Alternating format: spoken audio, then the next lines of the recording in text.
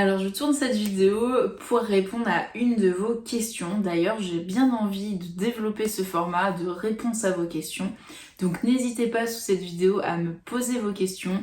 Je pense que je vous partagerai peut-être un petit sondage également pour recueillir vos questions.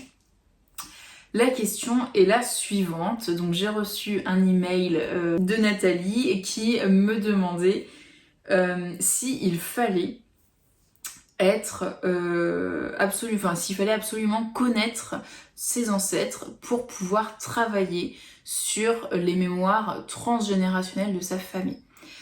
Sachez que vous pouvez ne rien connaître à l'histoire de votre famille.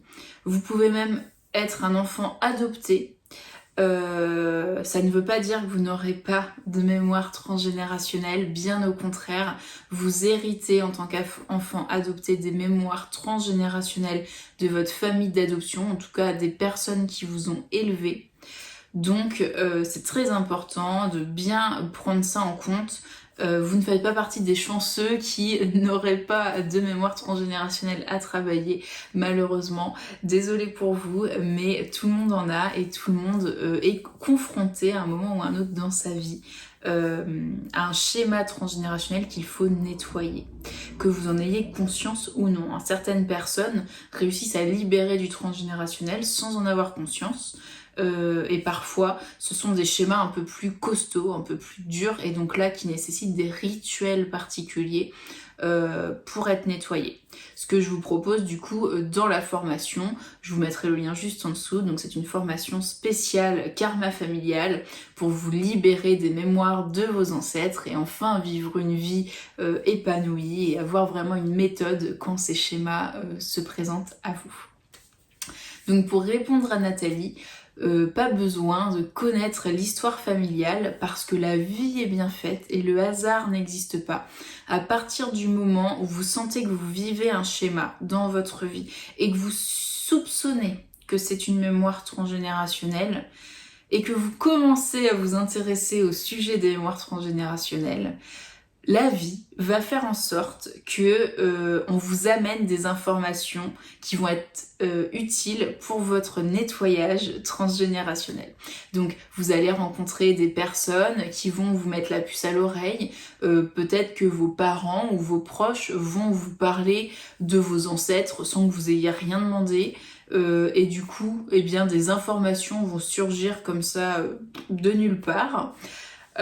Voilà, la vie est bien faite, donc faites confiance à la vie, elle va vous amener les bons éléments sur votre chemin pour travailler sur ce thème-là. Et si vous voulez le faire en conscience, eh bien n'hésitez pas, si vous sentez que vous êtes dans des schémas transgénérationnels que vous ne comprenez pas, n'hésitez pas à demander, à poser l'intention à l'univers, à vos guides de lumière, peu importe, en fonction de vos croyances, à demander à la vie de vous apporter sur un plateau dans la semaine qui arrive des signes qui vont vous aider à vous libérer des mémoires transgénérationnelles.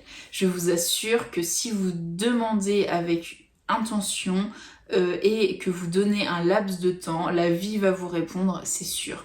Si vous n'avez pas de réponse, c'est qu'il ne s'agit pas d'une mémoire transgénérationnelle. Et d'ailleurs, vous pouvez poser l'intention en ce sens.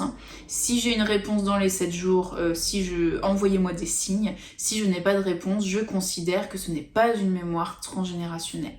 Vous pouvez dire ça dans votre intention. Ça sera d'autant plus détaillé et précis. Donc j'espère que ça répondra à votre question Nathalie. Je vous remercie en tout cas pour cette question et donc si vous regardez cette vidéo et que vous avez d'autres questions sur les mémoires transgénérationnelles, eh bien je suis à votre écoute. N'hésitez pas à poster vos questions juste en dessous en commentaire. Ciao ciao, prenez bien soin de vous.